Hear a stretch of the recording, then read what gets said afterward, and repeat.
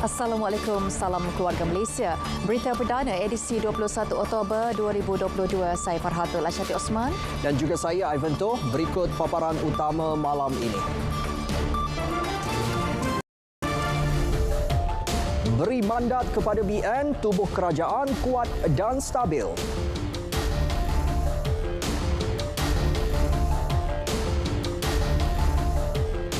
KKM sudah hantar cadangan SOP PRU 15 kepada SPR.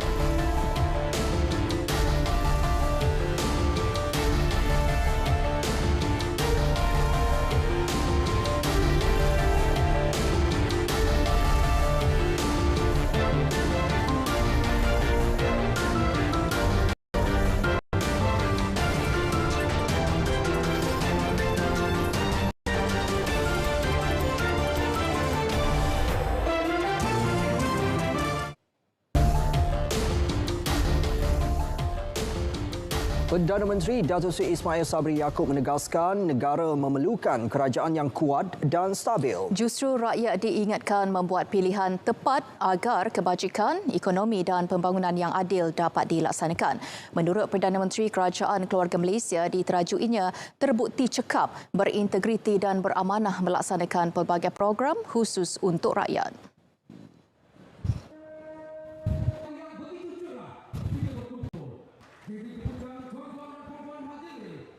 Allah, kita mampu mewujudkan kerajaan yang stabil dan saya yakin ekonomi kita akan bertambah baik.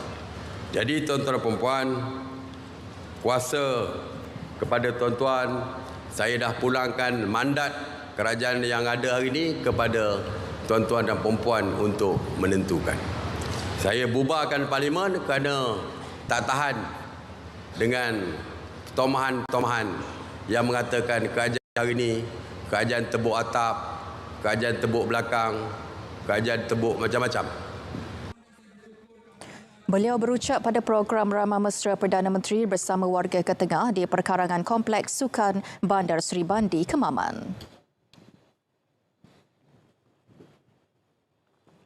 Dalam pada itu, Perdana Menteri menyifatkan kejayaan Lembaga Kemajuan Terengganu Tengah atau Ketengah Bangunkan Sosioekonomi Luar Bandar sebagai manifestasi Kerajaan Keluarga Malaysia yang cekap dan mampu mengurus tadbir ekonomi dengan baik. Menurut Datuk Seri Ismail Sabri, lebih 650,000 hektar kawasan luar bandar berjaya dimajukan ke tengah dan memanfaatkan lebih 168,000 penduduk.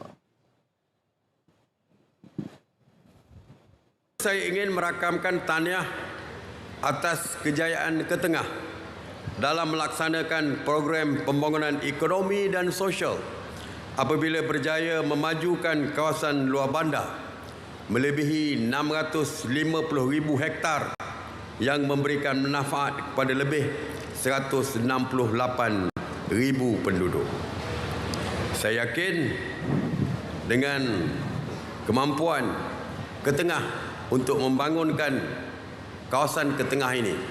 Sebab itulah bajet untuk pembangunan kepada Ketengah ditingkatkan oleh kerajaan daripada 39 juta ringgit pada tahun 2022 untuk tahun 2023 kita naikkan kepada 56 juta ringgit. Di wilayah Ketengah, lebih 4,000 rumah dan premis bernilai 74.05 juta ringgit telah disediakan untuk keluarga Malaysia. Program Perumahan Rakyat Keluarga Malaysia turut diperkasa bagi meningkatkan kualiti hidup keluarga miskin, tega dan miskin. Manakala melalui program sokongan pengukuhan keusahawanan luar bandar, seramai 67 usahawan telah menerima sepenuhnya geran lebih setengah juta ringgit. Menerusi bajet 2023, peruntukan besar khusus buat penduduk luar bandar disediakan. Ia meliputi 3.62 bilion ringgit peruntukan mengurus dan 7.31 bilion ringgit bagi pembangunan yang disalur kepada Kementerian Pembangunan Luar Bandar. Kementerian Kesihatan KKM telah menghantar cadangan prosedur operasi standard SOP kepada Suruhanjaya Pilihan Raya SPR bagi PRU15. Menteri Kesihatan Khairi Jamaluddin berkata tiada langkah tambahan atau sekatan diperkenalkan dalam cadangan SOP tersebut. Ini saya melihat bahawa keadaan terkawal. Jadi kita pun tak nak ada apa-apa sekatan lah untuk pilihan raya kali ini. Nak buat ceramah, buatlah ceramah. Cuma peringatan kepada orang ramai, kalau dah rasa tempat tu sesak, pakailah penutup muka, ataupun kalau rasa diri berisiko tinggi, elak kawasan sesak. Dan sekarang ni dia lebih kepada pemerkasaan individu.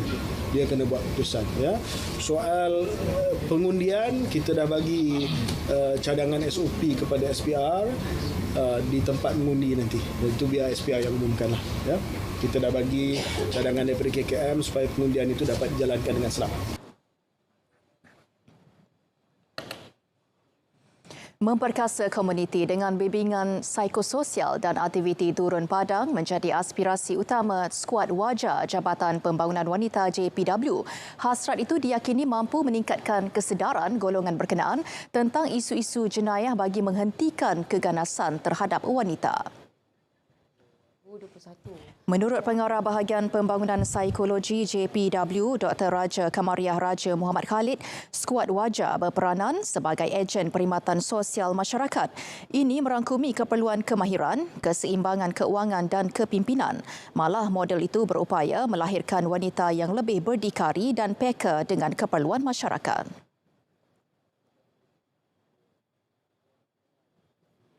Jadi skuad wajah dalam komuniti inilah yang dia tengok jiran dia ke orang kampung dia yang dia pergi sendiri. So dia lain kan kalau kita buat event bantuan ada orang datang, ada orang come forward datang. Ada individu tak? Kami lebih suka untuk melihat pada individu yang tak berani nak minta tolong ataupun tak ke depan. So kita tanya, go down to the dalam komuniti ni untuk tanya dengan dia. Jadi sekurang-kurangnya sehingga inilah ya memang ada skuad wajah yang telah bantu individu dan individu telah berjaya dan mereka juga akhirnya menjadi ahli skuad wajah. Sejak dilaksanakan pada Mac 2021, lebih 320,000 sukarelawan berdaftar. Malah pasukan ini berjaya menyantuni lebih 70,000 individu dalam program psikososial. Ia melibatkan pelbagai isu jenayah seperti gangguan seksual, rogol dan cabul, keganasan rumah tangga, anti pemerdagangan, jenayah cyber serta kedai dadah. Ini dapat dilihat bukan sahaja dalam komuniti tetapi di dalam agensi-agensi kerajaan dan juga swasta. This is kita punya aim lah supaya lebih ramai lagi skuad wajah ni dalam komuniti supaya mereka boleh membantu. Sebab kalau kita buat program besar, ramai orang yang tak akan datang dan sebagainya. So peranan skuad wajah ni peringkat asal ni kita dah pupuk supaya mereka dalam perbualan harian boleh bercerita dan sebagainya. Sebab untuk menjadi keahlian skuad wajah ni kena ada latihan. Latihan ini yang kita instil bahawa membantu individu tanpa syarat. Dan semangat inilah yang kita nak lah. Kalau tak skuad wajah pun setiap individu perlu ada social responsibility. Kalau dia nampak orang dalam kesusahan, cuba tanya. Kita kena hidupkan balik semula lah budaya peduli ni. Pihak Naval Group dari Perancis telah menyatakan persetujuan dan sokongan penuh atas usaha kerajaan untuk meneruskan projek LCS. Ya, perkara itu dicapai menerusi perbincangan antara pasukan Kementerian Pertahanan MINDEF, Tentera Laut Diraja Malaysia TLDM serta Lembaga Tabung Angkatan Tentera LTAT dengan pihak berkepentingan secara bersemuka ketika lawatan kerja ke Euronaval di Perancis. Menurut kenyataan MINDEF, pihak Naval Group telah berjanji untuk memberi komitmen dalam usaha memastikan kapal LCS siap sepenuhnya dalam masa yang ditetapkan. Pihak Naval Group juga menyatakan persetujuan untuk meneruskan rundingan dengan pihak Busut Naval Shipyard BNSSB berhubung harga. Seperti dimaklumkan Menteri Kanan Pertahanan Datuk Seri Syamuddin Tun Hussein pada awal Oktober bahawa pihaknya sedang giat melaksanakan usaha perundingan di fasa mobilisasi selama 6 bulan bermula Jun sehingga Disember ini. Hasil pencapaian perbincangan menunjukkan fasa mobilisasi berjalan lancar dan semua rundingan akan dapat dimuktamadkan pada penghujung Disember ini.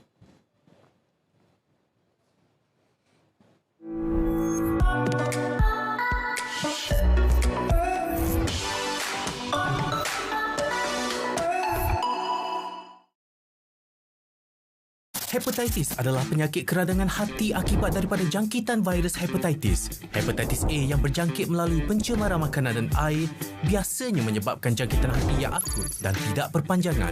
Hepatitis B dan C pula berjangkit melalui darah yang tercemar. Antaranya adalah melalui perkongsian jarum suntikan, transfusi darah, hubungan seksual dan jangkitan ibu kepada anak. Berlainan daripada hepatitis A, hepatitis B dan C boleh menyebabkan kerosakan hati yang kronik dan bara hati. Kebanyakan pesakit hepatitis B dan C tidak mengalami tanda dan gejala pada peringkat awal.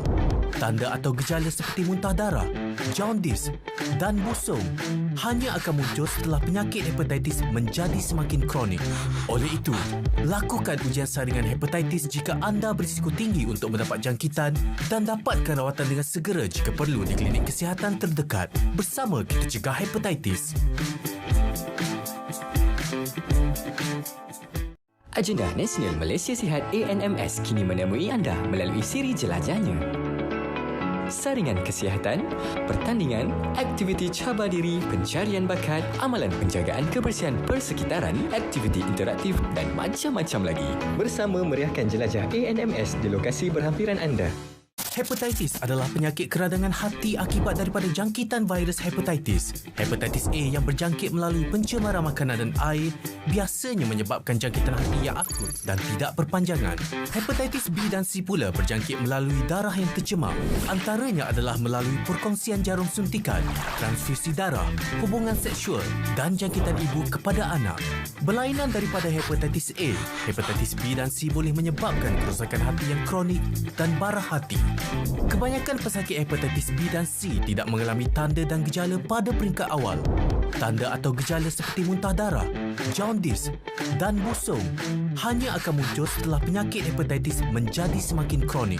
Oleh itu, lakukan ujian saringan hepatitis jika anda berisiko tinggi untuk mendapat jangkitan dan dapatkan rawatan dengan segera jika perlu di klinik kesihatan terdekat. Bersama kita cegah hepatitis.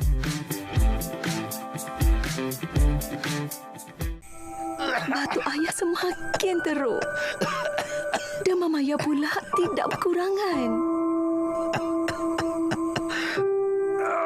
Batuk ayah bukan batuk biasa. Ada tumpukan darah. Aku semakin risau melihat keadaan ayah. Bila diajak ke klinik, kata ayah sakitnya sakit biasa je. Sehinggalah pada suatu hari, ayah disahkan mengidap TB.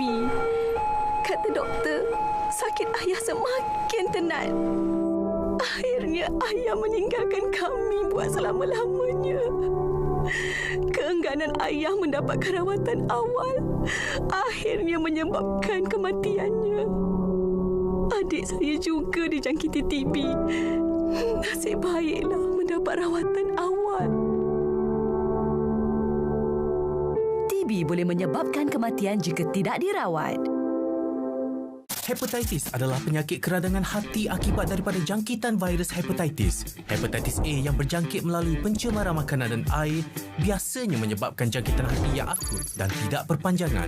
Hepatitis B dan C pula berjangkit melalui darah yang tercemar. Antaranya adalah melalui perkongsian jarum suntikan, transfusi darah, hubungan seksual dan jangkitan ibu kepada anak. Berlainan daripada hepatitis A, hepatitis B dan C boleh menyebabkan kerosakan hati yang kronik dan bara hati. Kebanyakan pesakit hepatitis B dan C tidak mengalami tanda dan gejala pada peringkat awal. Tanda atau gejala seperti muntah darah, jaundice dan busung hanya akan muncul setelah penyakit hepatitis menjadi semakin kronik. Oleh itu, lakukan ujian saringan hepatitis jika anda berisiko tinggi untuk mendapat jangkitan dan dapatkan rawatan dengan segera jika perlu di klinik kesihatan terdekat. Bersama kita cegah hepatitis. Hepatitis adalah penyakit keradangan hati akibat daripada jangkitan virus hepatitis. Hepatitis A yang berjangkit melalui pencemaran makanan dan air biasanya menyebabkan jangkitan hati yang akut dan tidak berpanjangan. Hepatitis B dan C pula berjangkit melalui darah yang tercemar. Antaranya adalah melalui perkongsian jarum suntikan, transfusi darah, hubungan seksual dan jangkitan ibu kepada anak. Berlainan daripada hepatitis A, hepatitis B dan C boleh menyebabkan kerosakan hati yang kronik dan bara hati. Kebanyakan pesakit hepatitis B dan C tidak mengalami tanda dan gejala pada peringkat awal. tanda atau gejala seperti muntah darah, jaundice dan busung hanya akan muncul setelah penyakit hepatitis menjadi semakin kronik. Oleh itu, lakukan ujian saringan hepatitis jika anda berisiko tinggi untuk mendapat jangkitan dan dapatkan rawatan dengan segera jika perlu di klinik kesihatan terdekat. Bersama kita cegah hepatitis.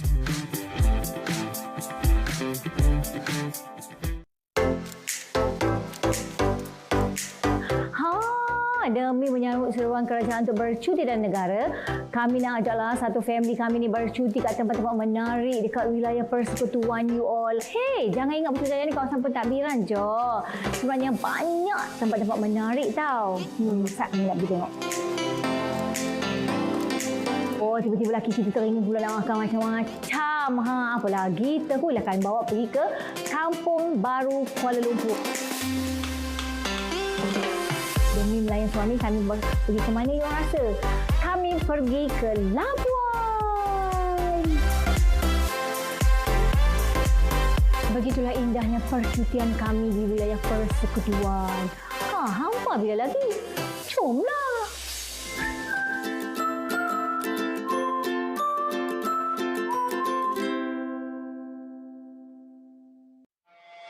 Jenis kesalahan yang boleh dikenakan tindakan di bawah Akta Kawalan Bekalan 1961 tertakluk pada barangan kawalan, menyorok memusnahkan barang dengan tujuan mewujudkan kekurangan bekalan, menyimpan barang dengan niat penyelewengan, memiliki barang tanpa permit lesen yang sah, menjual melebihi harga kawalan dan had yang dibenarkan, meletakkan syarat jualan yang menyalahi undang-undang. Ingat, sekiranya anda tahu ada yang melanggar peraturan penjualan barangan kawalan, sila laporkan ke Izzat Adu KPDN HEP di talian 019-279-4317 atau 019-8488-000. Ingat tahu?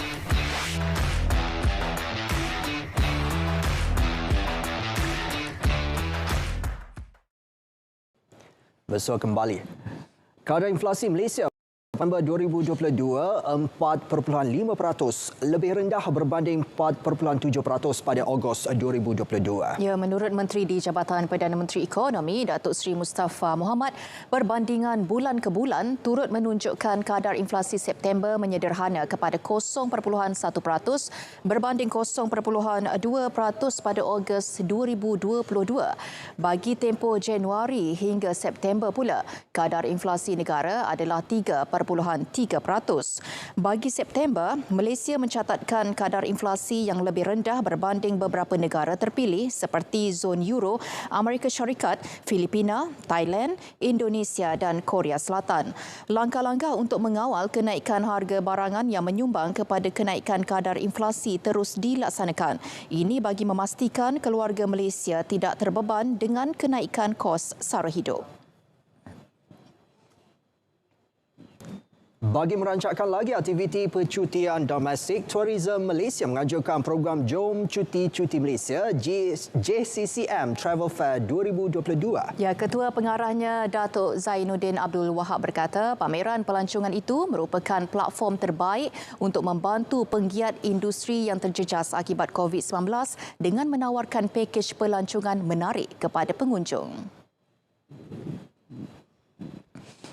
Salah satu daripada usaha kita dalam mempromosikan terus pelancongan domestik dalam menghadapi cabaran-cabaran kita selepas pandemik.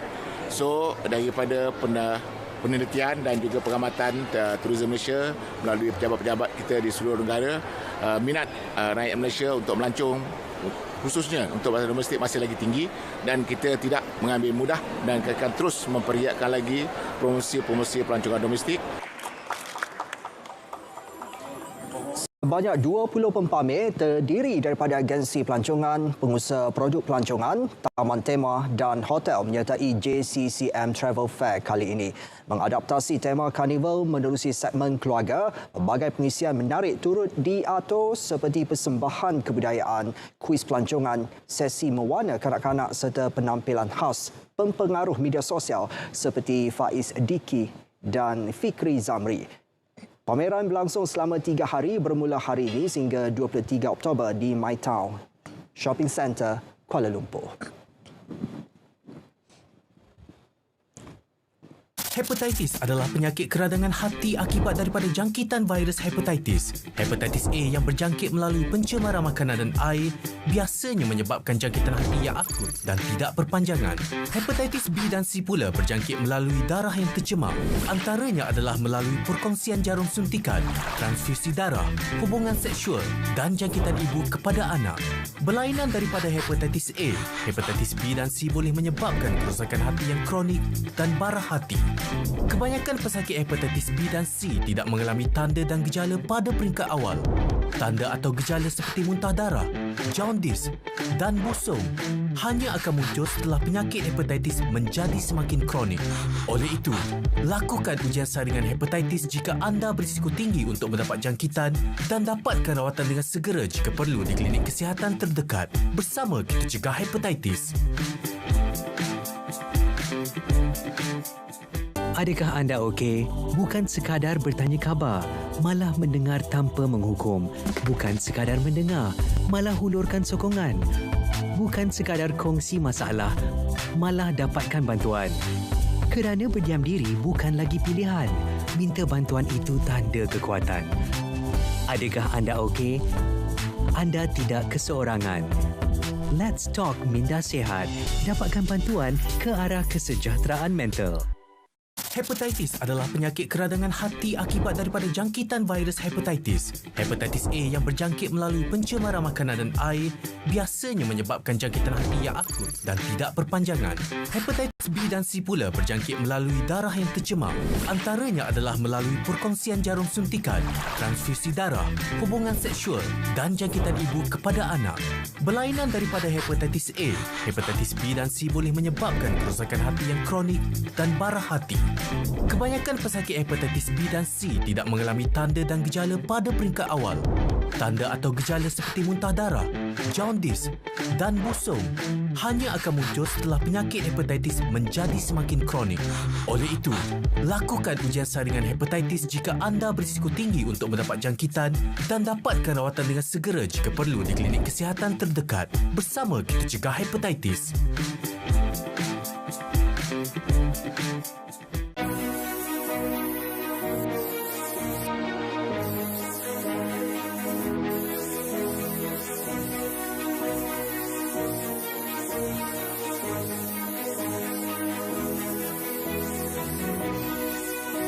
Sembur sebaik-baiknya, bertindak sekarang.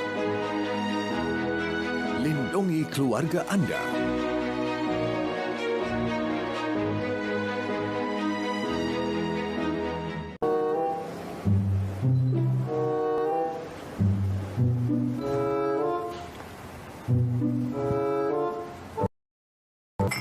Kenapa tu, Ayah? Tak ada. Kawan saya suggest ubat ni. Sah tak sah? Kan salah-salah minum kan? Janda kaya bang. Janda kaya bang kau. Begitu pula. Ni macam ni, kalau nak cek produk sah ke tak, guna telefon je sekarang. Okey. Ayah download aplikasi Pharma Checker ni. Okey. Saya tekan kan. Ayah pegang. Tekan scan. Okey, letak kat hologram produk tu. Lepas tu. Tu. Kenapa kamu ni tak keluar? Oh, maksudnya produk ni palsu lah. Tak sah. Oh, no! Pastikan ubat anda berdaftar. Scan dulu baru beli. Barulah selamat.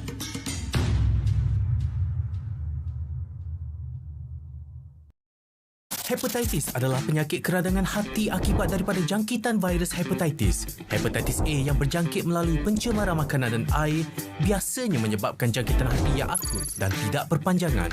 Hepatitis B dan C pula berjangkit melalui darah yang tercemar. Antaranya adalah melalui perkongsian jarum suntikan, transfusi darah, hubungan seksual dan jangkitan ibu kepada anak. Berlainan daripada hepatitis A, hepatitis B dan C boleh menyebabkan kerosakan hati yang kronik dan bara hati. Kebanyakan pesakit hepatitis B dan C tidak mengalami tanda dan gejala pada peringkat awal. Tanda atau gejala seperti muntah darah, jaundice dan busung hanya akan muncul setelah penyakit hepatitis menjadi semakin kronik.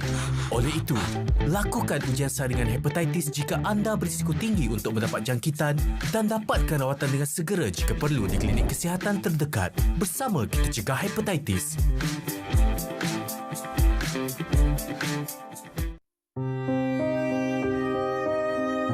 Ingat tak masa kita susah dulu? Kena halau dari rumah sebab tak mampu bayar sewa. Sedih kan masa tu, Mak? Tak apalah, Ros. Setiap ujian tu pasti ada hikmah di sebaliknya. Yang penting kita sabar. Memang dari dulu lagi, Intia Ros nak tengok Mak happy bila punya rumah baru. Mak dah selesa dah nyewa kat rumah flat kita tu. Lagipun rumah ni cantik, luas, mesti mahal. Nanti bolehlah Mak masak dengan selesa kat rumah baru. Surau, ruang rekreasi, parking bumbung lagi. Rumah ni ada 3 bilik tidur dengan 2 bilik air tau. Harap-harap Mak sukalah. Wah, besarnya Ros rumah ni.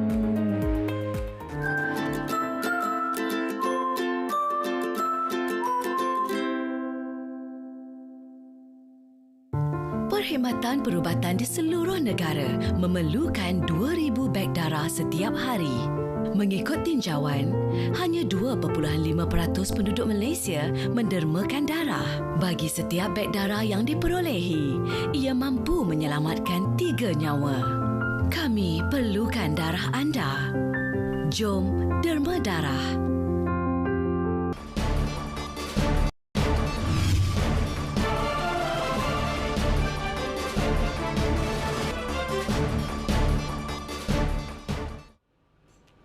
Assalamualaikum dan salam hormat. Kembali bersama Jabatan Meteorologi Malaysia untuk informasi cuaca yang terkini. Bila berdasarkan analisis model Met Malaysia dan juga model-model antarabangsa, keadaan penumpuan angin dijangka berlaku di kawasan semenanjung Malaysia bermula daripada hari ini sehingga ke 23 Oktober nanti. Dan keadaan penumpuan angin ini menyebabkan angin kencang dan juga ribut petir boleh berlaku pada sebelah petang sehingga ke awal malam di kebanyakan negeri di semenanjung Malaysia. Dan hal ini dapat diperhatikan dengan lebih jelas melalui paparan imej satelit semasa yang dapat diperhatikan keadaan kelompok awan aktif membawa hujan serta ribut petir lebih tertumpu di bahagian utara dan juga pedalaman semenanjung Malaysia, itu melibatkan negeri Perlis, Kedah, Pulau Pinang, Perak, Kelantan, Pahang dan juga di satu dua tempat di negeri Selangor. Dan keadaan hujan serta ribut petir ini dijangkakan boleh beransur reda menjelang ke awal pagi nanti.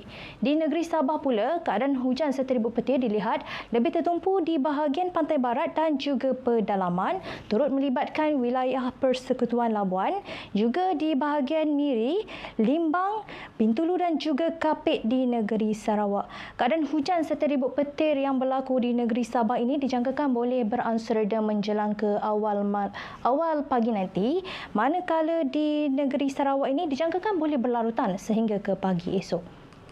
Baiklah, seterusnya kita perhatikan pula model ramalan cuaca untuk pagi esok, yang mana keadaan hujan serta ribut petir dijangkakan boleh berlaku di bahagian perairan rantau negara kita, namun ianya akan bergerak masuk perlahan-lahan menuju ke pesisir pantai negeri Perak dan juga di negeri Selangor. Manakala di negeri Sabah dan Sarawak pula, keadaan hujan serta ribut petir dijangkakan akan lebih tertumpu di bahagian Kapit dan bergerak perlahan-lahan menuju ke negeri Terbabit, negeri Sarawak ini. Dan keadaan ini dijangkakan boleh beransur reda menjelang ke lewat pagi. Baiklah, sekian sahaja informasi cuaca buat malam ini. Jangan lupa untuk ikuti kami di laman Facebook, Instagram, Twitter dan juga YouTube Met Malaysia. Saya Khairatunisa Syamsuddin. Assalamualaikum.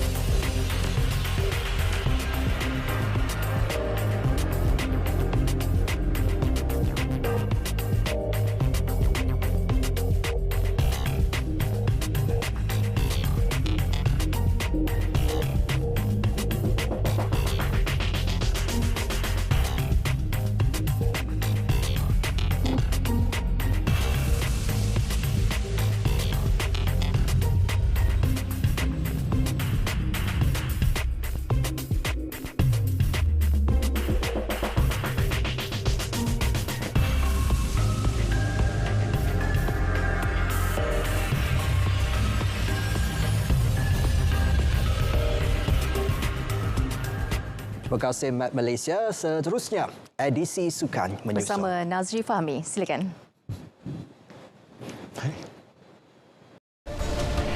Debaran Young Tigers di Piala Sultan Johor bermula esok.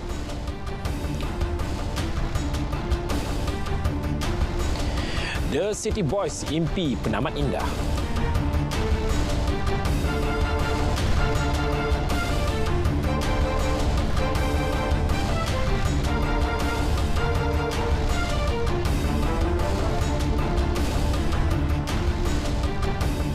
Terima kasih Ivan dan Fahatul. Assalamualaikum dan salam sukan untuk semua. Kita mulakan dengan perkembangan sukan hoki. Skuad remaja akan memulakan cabaran dalam kejohanan Piala Sultan Johor 2022 dengan menentang India di Stadium Hoki Taman Daya Johor Bahru malam esok. Walaupun hanya dibarisi 4 pemain berpengalaman, skuad kendalian Muhammad Amin Rahim tetap fokus untuk memberi aksi yang terbaik di hadapan peminat hoki tempatan. Pengurus pasukan Ivan Iswaran berkata, peranan esok akan menjadi penampilan antarabangsa pertama buat 14 pemain muda negara. Jelasnya kejohanan ini juga menjadi medan terbaik untuk menilai pemain yang berpotensi mewakili negara pada Piala Dunia 2023 di Kuala Lumpur nanti.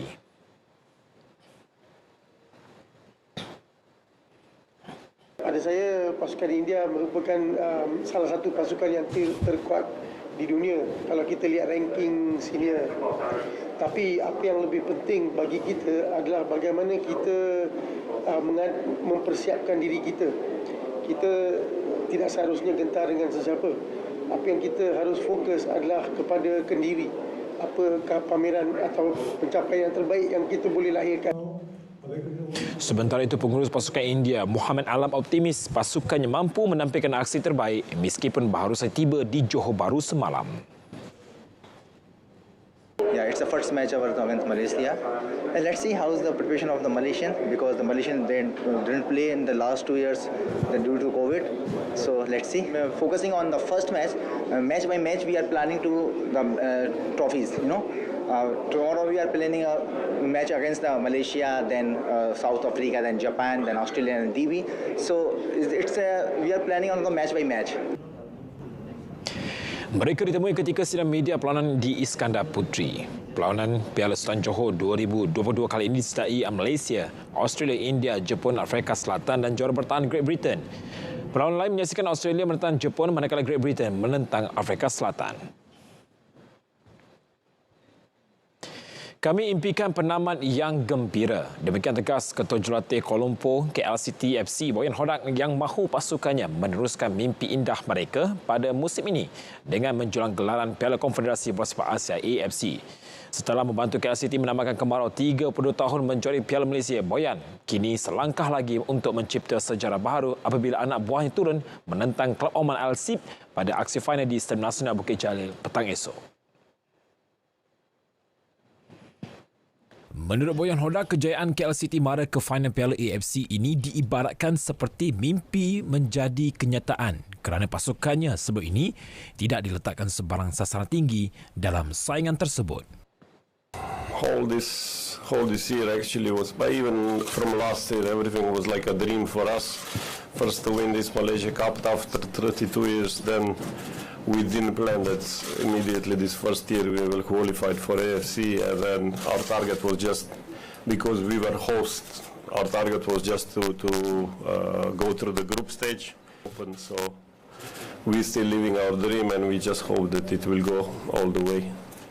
We happy ending. Pengendali kelahiran Croatia itu bagaimanapun mengakui ia bukan tugas yang mudah buat The City Boys kerana lawan mereka memiliki kekuatan dengan 6 pemainnya merupakan pemain skuad kebangsaan Oman. Sementara itu, Kapten KLCT Paulo Josue percaya pasukannya kini sudah tidak sabar untuk membuktikan kemampuan sebenar dan melengkapkan kisah dongeng mereka dengan menewaskan juara Liga Oman itu. We are very happy, very proud and very glad to be here. That's important moment for the club, for us as a player, and we can't wait to play, and maybe there's a chance for we win. So we will fight until the end, and hopefully we can bring the title for Malaysia. KLCT muncul kelab kedua dari Malaysia ke final Piala AFC selepas Johor Darul Takzim melakukannya pada 2015 dan muncul juara dengan menewaskan kelab dari Tajikistan Istiqlal dengan jaringan 1-0.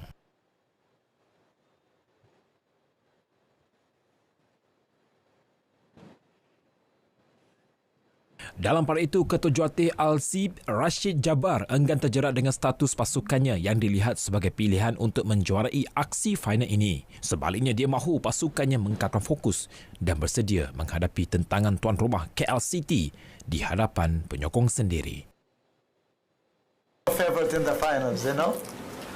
The finals can anyone take it. It depends on how mentally you are prepared yourself in the 90 minutes. If you have to be mentally prepared, it doesn't matter whether you are favorite or not.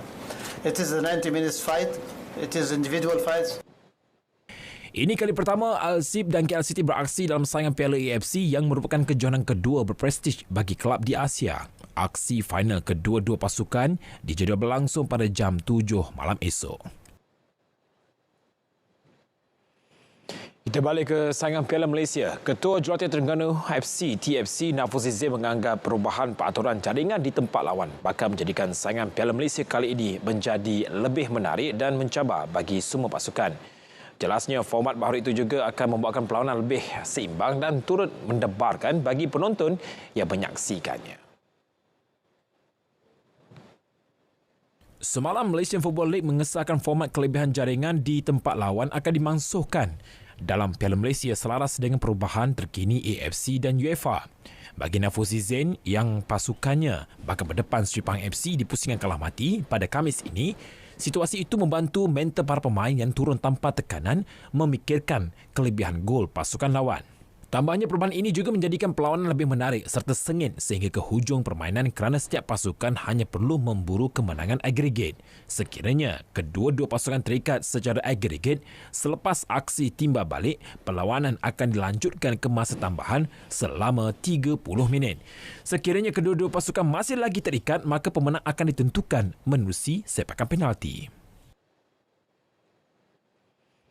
Sementara itu, Kelab Petaling Jaya PJCT FC menawarkan bantuan dan sokongan kewangan kepada keluarga bekas pemainnya P. Rajesh yang meninggal dunia dalam kemalangan Isnin lalu. Bantuan berkenaan akan dikutip menerusi hasil jualan tiket perlawanan Piala Malaysia PJCT menentang Johor Darul Takzim pada 26 Oktober ini. Ketua Pegawai Eksekutif PJCT S. Ganesh berkata inisiatif itu merupakan tanda perhargaan di atas dedikasi dan sumbangan mendiang Rajesh terhadap kelab berkenaan. Pemain pertahanan itu meninggal dunia akibat kemalangan motosikal di Batu Cave Ahad lepas. Dari segi PJCT, kita dah membuat, dah bermulalah bawa bantuan.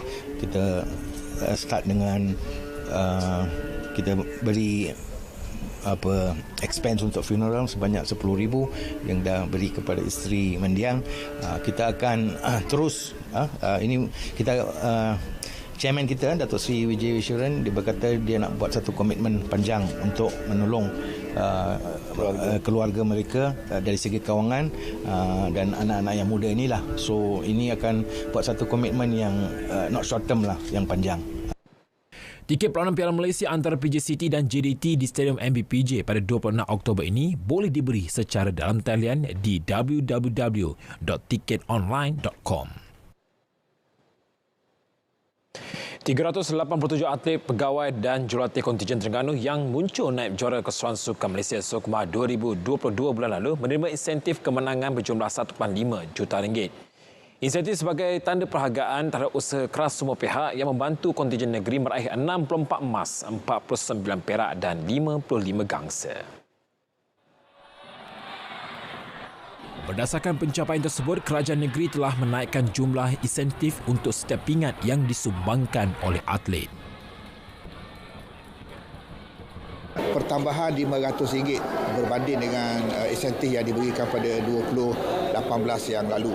Jadi ini sebagai satu penghargaan di atas pencapaian lebih sasaran yang telah pun ditetapkan oleh pihak Majlis Sukan Negeri Terengganu. Beliau berkata demikian selepas Majlis Apresiasi Kontijen Negeri Terengganu SUKMA edisi ke-20 yang disempurnakan Menteri Besar Datuk Seri Dr. Ahmad Samsuri Mokhtar. Turut berlangsung pelancaran Sekretariat Kebajikan Atlet Negeri Terengganu Sukanti dengan dana awal sebanyak RM100,000. Penubuhannya bertujuan menjadi platform buat atlet atau bekas atlet memohon bantuan termasuk pinjaman pendidikan, perniagaan atau perubatan.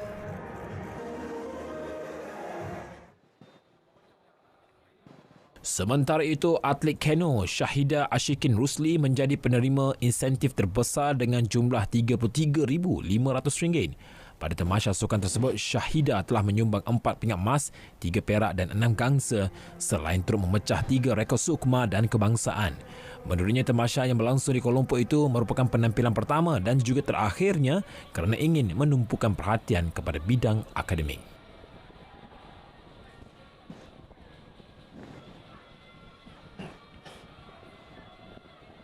Nekat. Memang rasa rugi, tapi sebab saya mulanya join pun suka-suka. Tak ada nak target apa-apa.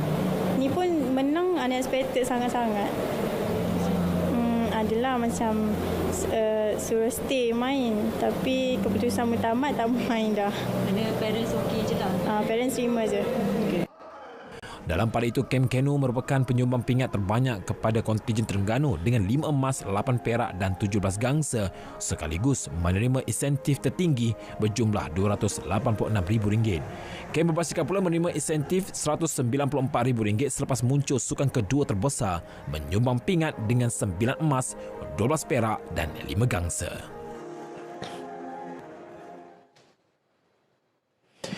Siaran berita perdana di TV1 berakhir di sini bagi memberi laluan kepada siaran langsung Majlis Tilawah dan Menghafaz Al-Quran peringkat antarabangsa ke-62 dari Pusat Konvensyen Kuala Lumpur KLCC.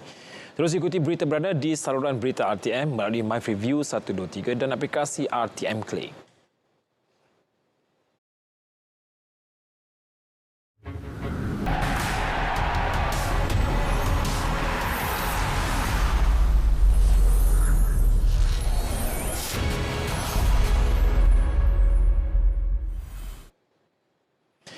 Berita sukan diteruskan lagi dengan perkembangan sukan tenis. Pemain Amerika Syarikat Frances Tiafoe melangkah ke suku akhir terbuka Stockholm selepas dipaksa bekerja keras sebelum menewaskan pemain tuan rumah Elias Ymer dalam pertarungan 3 set. Tiafoe yang turun selaku pilihan ketiga kejohanan bergelut dengan prestasi apabila gagal mengatasi tentangan sengit daripada Emir di set pertama sekaligus tewas 3-6.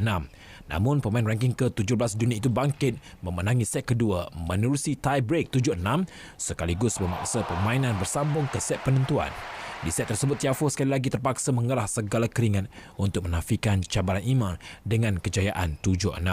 Dalam aksi suku akhir nanti, pemain berusia 24 tahun itu bakal berdepan pemain dari Finland, Emil Rusuvori.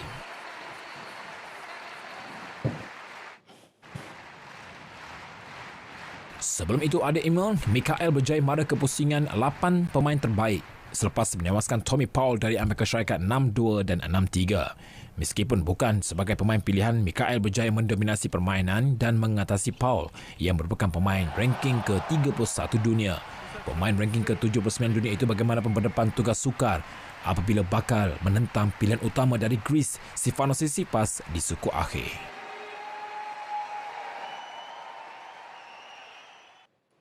Perkembangan sukan Formula 1, juara dunia 2 kali Max Verstappen yakin Red Bull mampu untuk menjuarai kategori pengeluar bagi musim 2022 meskipun pasukannya sedang disiasat Persekutuan Automobil Antarabangsa kerana melanggar peraturan tahun lalu.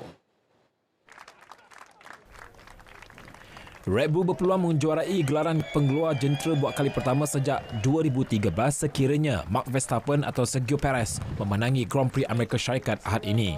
Namun kejayaan itu mungkin dibayangi dengan siasatan FIA ke atas mereka atas dakwaan melanggar peraturan pembelanjaan tahun lalu. Badan Pengendali F1 tersebut pada 10 Oktober lalu memaklumkan bahawa Red Bull bersalah kerana berbelanja melebihi had yang ditetapkan. Namun tiada penjelasan diberikan. Bagaimanapun, Mark Verstappen berpendapat krisis yang diutarakan oleh pasukan pencabar mereka itu adalah sebagai tindak balas terhadap kejayaan Red Bull musim ini. FIA pula dijangka mengeluarkan kenyataan mereka mengenai siasatan tersebut dalam masa terdekat. Edisi Sukan 21 Oktober 2022 berakhir di sini. Saya Nazif Ahmed Syukri kembali semula bersama Ivan dan Fahatul.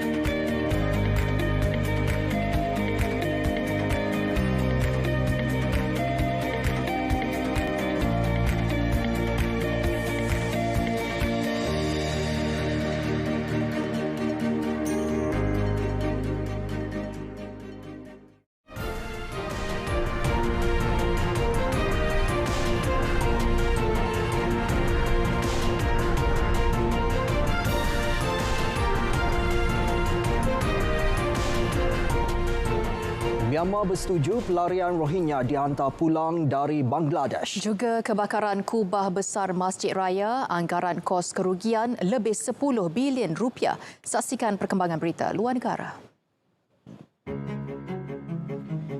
Myanmar bersetuju agar pelarian Rohingya dihantar pulang dari Bangladesh di bawah perjanjian dua hala yang ditandatangani November tahun 2017.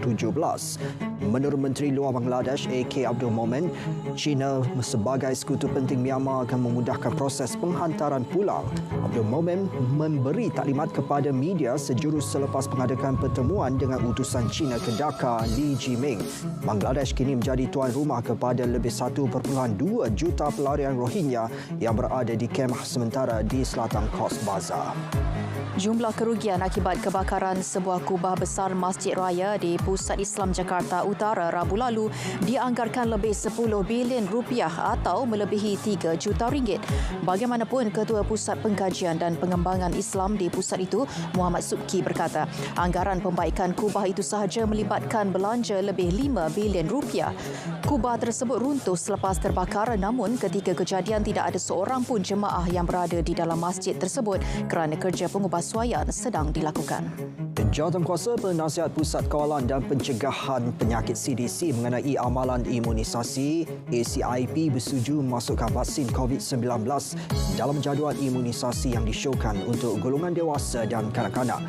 Menurut ahli ACIP yang juga pengarah pusat bagi CDC, Dr. Niraf Shah, langkah memasukkan vaksin berkenaan ke dalam jadual imunisasi tidak bermakna ia syarat wajib untuk kanak-kanak mengambilnya. CDC sebelum ini mensyorkan warga Amerika Syarikat berumur 6 bulan ke atas diberikan vaksin COVID-19. Anugerah penuh gemilang pengiktirafan industri kreatif negara. Saksikan Debaran Anugerah Seri Angkasa. Anugerah Seri Angkasa. Karpet Merah Anugerah Seri Angkasa. Kemuncak Anugerah Seri Angkasa.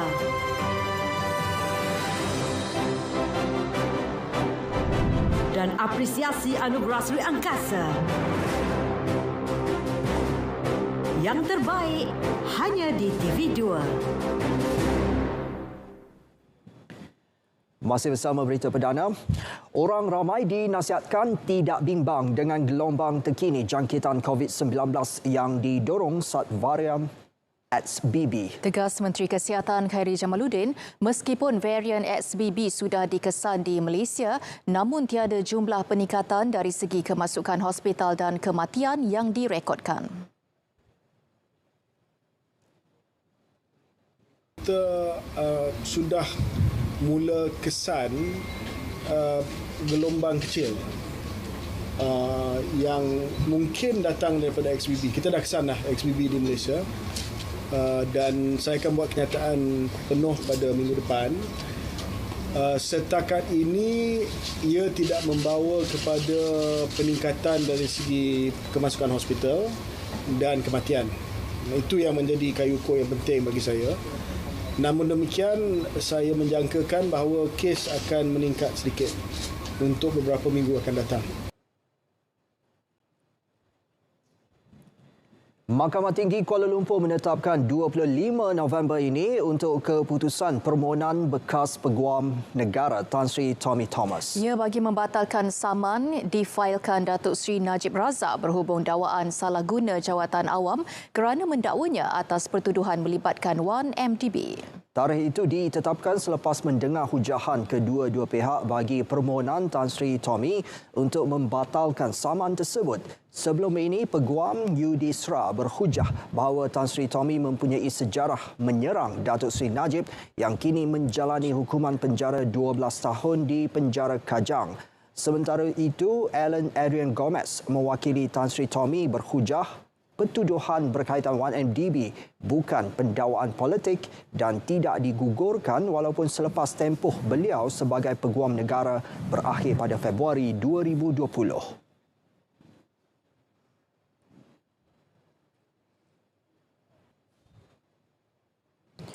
Ini pula di Mahkamah Seksyen. 5 lelaki mengaku tidak bersalah atas 3 pertuduhan menjalankan perniagaan pemberi pinjaman wang tanpa lesen sejak Ogos lepas. Mengikut pertuduhan pertama hingga ketiga, kesemua tertuduh didakwa memberi pinjaman berjumlah RM6,300 berserta faedah kepada 3 individu. Perbuatan itu dilakukan di sebuah unit kondominium di Jalan Kuching, Taman Wahyu antara 16 Ogos dan 19 Oktober lepas. Pertuduhan mengikut Seksyen 5/2 Akta Pemberi Pinjam Wang 1951 dibaca bersama Seksyen 34 Kanun Kesiasaan. Setiap tertuduh dibenarkan diikat jamin RM40,000 dengan seorang penjamin bagi ketiga-tiga pertuduhan dan menetapkan 21 November untuk sebutan semula kes.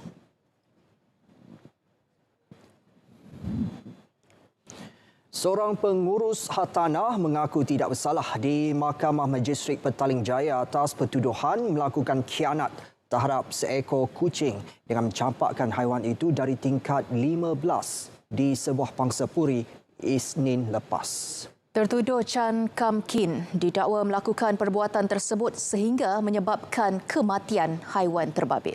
Ya, pertuduhan dibuat mengikut Seksyen 428 Kanun Keseksaan yang memperuntukkan hukuman penjara maksimum 3 tahun atau denda atau kedua-dua sekali. Mahkamah membenarkan tertuduh diikat jamin RM6,000 dengan seorang penjamin. 25 Januari ditetapkan untuk sebutan semula kes. Media sebelum ini melaporkan seorang lelaki ditahan berikutan laporan polis yang diterima berhubung tindakan suspek mencampakkan kucing milik jirannya dari tingkat 15 sebuah pangsapuri.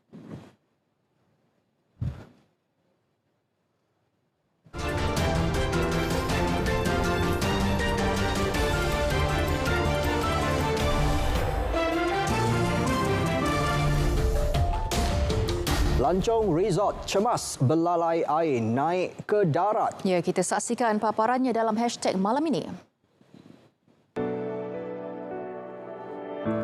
Berbuat baik bukan hanya kepada manusia, malah termasuk haiwan. Seperti video tular ini yang menunjukkan seekor anjing nyenyak tidur di kerusi dalam sebuah bas yang sesak dengan penumpang.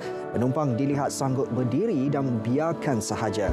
Video dimuat naik Stefano S. Maggie di Twitter miliknya. Di Cyprus, pelancong sebuah resort cemas ketika berdepan fenomena belalai air. Belalai air tersebut dilihat pantas menuju ke darat. Situasi jarang berlaku itu menyebabkan sebilangan kerusi diterbangkan selain terdapat kerosakan kecil. Namun, tiada kecederaan dilaporkan.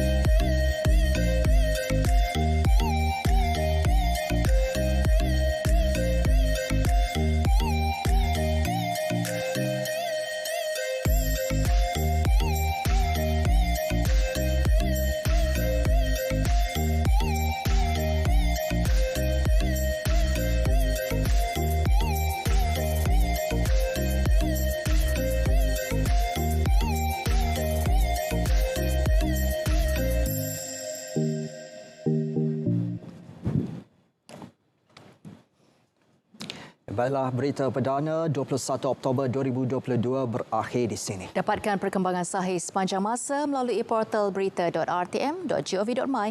Dengan itu, Assalamualaikum. Salam keluarga Malaysia.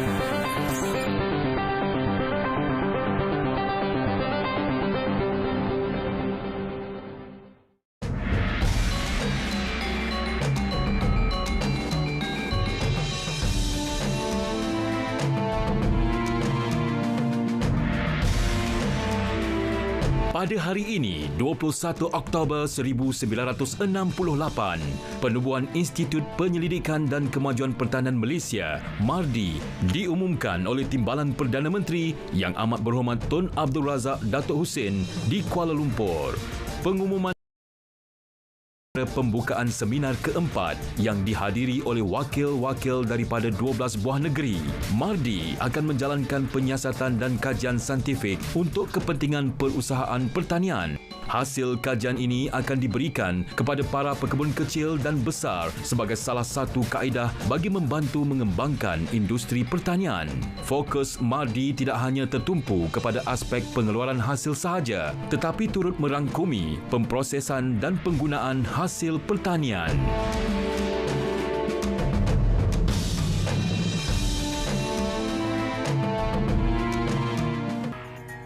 Langkah elak penyakit berkaitan banjir. Elak dari bermain air banjir. Pakai pelindung diri. Segera bersih diri jika terkena air banjir. Cuci tangan dan sentiasa jaga kebersihan diri. Jangan guna air banjir